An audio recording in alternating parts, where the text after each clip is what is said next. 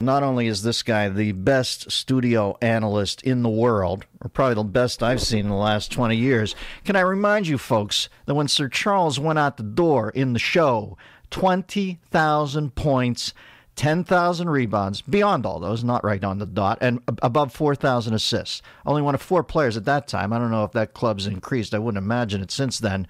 One of the all-time greatest basketball players I've ever saw, and a funny cat to boot, Charles Barkley. Charles, how are you? What's up, my brother? How you doing? Baby, when I look at those stats, I said, I got to Yahoo search my man and see the stats again, because I find them unbelievable. What were you playing at, 6'4"? Yeah, I've been very blessed, man. The big fella in the sky gave me some skills. 6'4", and you're scooping 10,000 boards. That is unbelievable. I tell you, I play with a lot of bad players, man. A lot of missed shots.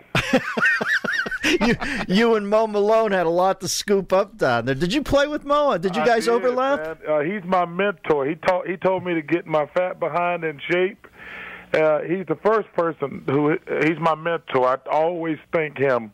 He had me drop about 40 pounds, and the rest is history. I'll tell you, nobody went up quicker for the second rebound than Mo Malone. That guy, that was a quick hop that he had. You know, it's amazing. He got, I'm not sure, he probably got 15,000 rebounds, but I always tell him 8,000 of his own missed shot.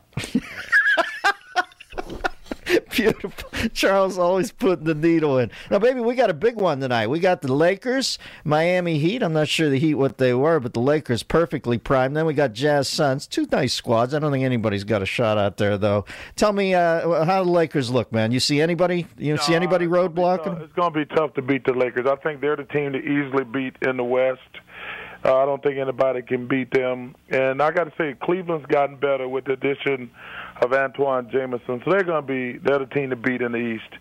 So now I just got to act like it's exciting for the next 2 or 3 months until the Lakers and the Cavaliers play in the finals. Tread a little water, baby. I got to go on TV every night and tell people that team got a chance against the Lakers and against Cleveland, and clearly knowing I'm full of it. Well, if Braun goes absolutely lights out, and like you said, Antoine's a nice addition. I think they're trying to get the big guy back in, too, Gauskas or whatever. They're trying to get. He's probably going to come back. He's acting like he's going to go to other teams. If he was going to go to another team, he would have did it. He's been unemployed for like 3 weeks now, and he can't go back to Cleveland until I think March the 26th or something like that.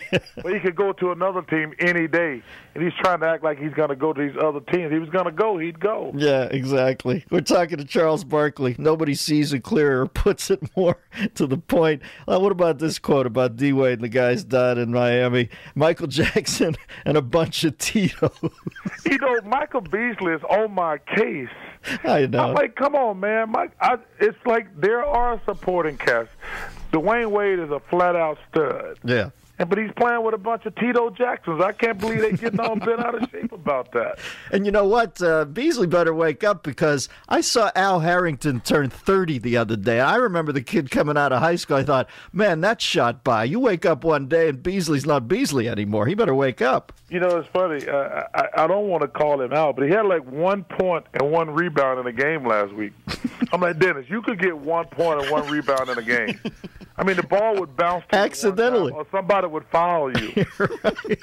I'm like, dude, you're calling me out for calling you Tito Jackson, and you had 1 point and 1 rebound in an NBA game. Are you kidding me? Hey, he keeps that up. You're going to call him LaToya at some point, man. If he keep playing like that, LaToya, at least we know who she are. What's the other name? Reby? He keep playing like that. Reby. Stop. I can't believe you pulled that name on. Beautiful. Charles Barkley, we got a doubleheader tonight, Lakers Heat and Jazz Phoenix. Nobody does it better than he and Ernie and Kenny over on TNT. Now, MJ buys the Bobcats, man. You thinking of coming out of retirement? You could still give him 10, 12 good minutes a night, could you? It's amazing. I mean, I can't believe he just wasted $300 or $400 million. I could have did some serious gambling with that. I mean, what way to waste $300 or $400 million? I guess he likes the action. Hey, listen, what if I need to borrow some money to go gamble? What a waste of $300 or $400 million buying that team. Oh, Charles, I remember sitting with you and he and Lemieux one night in Tahoe at that tournament, and I have never laughed that hard in my life. Hey, God, when you coming back to Tahoe? baby, that was so traumatic for me that when you beat me, I had to, I saw Hank Haney today. He's actually doing Viagra commercials because watching that hitch in your giddy up gave him EDD problems. No, please don't tell me he's doing that. No, I'm just kidding. I mean, 'cause, I'm still in shock that Jimmy Johnson is doing the Extends commercials. Well, Jimmy, if there's, let's put it this way. The hair on the head isn't the only thing that's frozen. Are you kidding me? Jimmy Johnson. Can you believe it? Curvin Richards is sitting there. He fired Curvin, cut him off the team because he fumbled twice in a preseason game. I know Curvin's sitting there at home now thinking, good, I knew this cat would come around to doing small penis commercials. Charles, where's LeBron going, baby? You got any inside dope? I wish. I've been on the record. I hope he stays in Cleveland. Yeah. I really do. I hope he stays in Cleveland. It'd be great for the NBA.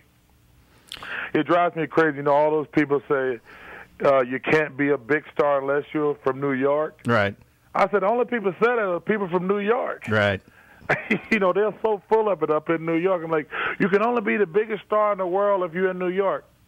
Nobody says that but New Yorkers. Yeah. Then you got that nightmare. You got 16 guys at your locker each time telling you what's wrong with your life and your game. Who needs it? I'd stay in the Valley of the Clees, too. You know what? And he to me, he's the best player in the NBA, and I hope he stays in Cleveland. Wow, strong pronouncement, man. Better in money time though, Kobe or him in the last shot. Well, I think Kobe Bryant. If I needed a basket, I'd probably go with Kobe Bryant. Yeah.